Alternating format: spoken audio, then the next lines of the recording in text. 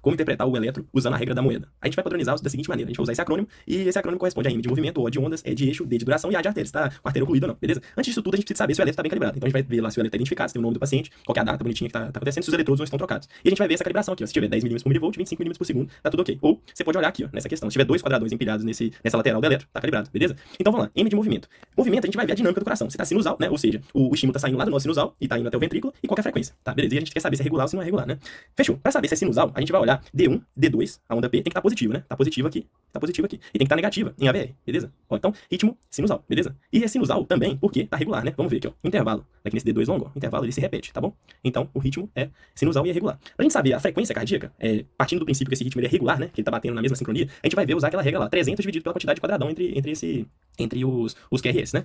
Então, beleza. A gente vem aqui, ó, 300 dividido por 1, 2, 3, 4, 5, 5 e pouquinho aqui, né? 5. Então, vamos lá, 300 dividido por 5 vai dar mais ou menos 60, né? Um pouco menos que 60 aí, tá? Se tiver de 50 a 100, tá ok, beleza? Então a gente já sabe que o ritmo é regular e tá sinusal, beleza? Não tá normocárdico aqui. Fechou. Agora vamos olhar ondas. Ondas a gente vai ver amplitude e sobrecarga, né? A gente quer saber se a onda P, ela tiver muito autona ou se ela tiver muito larga, e quanto que é isso? Se tiver num quadradinho de 2,5, se tiver 2 quadradinhos e meio pra cima, ó, se tiver num tamanho mais ou menos assim, ou até esse quadradinho aqui, vai tá ok, né? Ela tá pequenininha, tudo tranquilo, fechou? Então não tem nenhuma sobrecarga e tá ok. Agora a gente vai ver se o ventrículo tá aumentado. Ventrículo aumentado, a gente vai olhar essas derivações aqui, ó, V1, V2 e V5, V6. Então a gente vai olhar onda S de V1, V2, a maior delas, então vem aqui, ó. Onda S de V1, V2, ó. E onda R de V5 ou V6, né? A maior delas. Somei aqui. Se tiver maior do que 35, é sobrecarga de ventrículo esquerdo, fechou? Então vamos lá. Ó, 5, 10, uns 13 aqui. E aqui vão ser 10, 15. Ó, vai dar 28, 28 é menor do que 35, não tem sobrecarga aí, beleza? Fechou. Outra coisa que a gente vai olhar também é a onda T. A onda T, ela tem que ser menor do que 2/3 do complexo QRS, fechou? Então, se tá menor do que 2/3, tá tranquilo aqui a onda T, né? A gente olha muito pra ver eletrônico, essas coisas, fechou?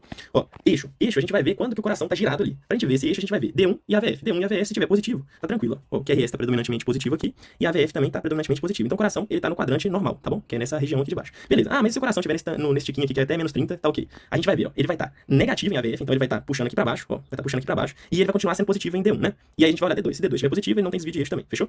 Tá. Agora a gente vai em D de duração. Duração pra gente ver se tem algum bloqueio atrioventricular, se tem algum bloqueio de ramo, né? Então a gente vai ver a duração aqui, ó. Intervalo PR, a gente vai definir ele como o início da onda P até o início do complexo QRS. Se tiver menor do que um quadradão, tá tranquilo. Aqui tá menor do que um quadradão, então não tem bloqueio atrioventricular. E se tiver um bloqueio ventricular, um bloqueio de ramo aqui, ó, a gente vai olhar o QRS. Se o QRS ele tiver mais do que 3 quadradinhos, né? A gente vai ter um bloqueio de ramo aí, pode ser ramo direito ou ramo esquerdo. Aqui no caso não tem também, beleza? E vamos olhar o intervalo QT. O intervalo QT é definido como o início do QRS até o final da onda T. Se tiver menor do que 11 quadradinhos, tá tranquilo, aqui tá menor do que 11. Então a gente fala ali, não tem nenhum distúrbio hidroeletrolítico, nada do tipo, fechou? Tá. Agora vamos para artérias. Artérias a gente vai ver se tem supra, se tem infra de ST e qual território cometido. A gente tem um vídeo aqui falando sobre supra de ST, né? E a gente vai ver também, ó, se a onda T sempre tá em consonância com o complexo QRS, beleza? Que isso é um bom sentido, um bom sinal aqui. Então, ó, não tem supra de ST, né? A gente vem até o ponto J e traça na linha de base, não tem supra de ST em momento algum aqui, fechou? Nem infra de ST, né? Beleza. É isso, ok? Então esse é o protocolo moeda, siga aí para novos vídeos e não esquece de dar um like.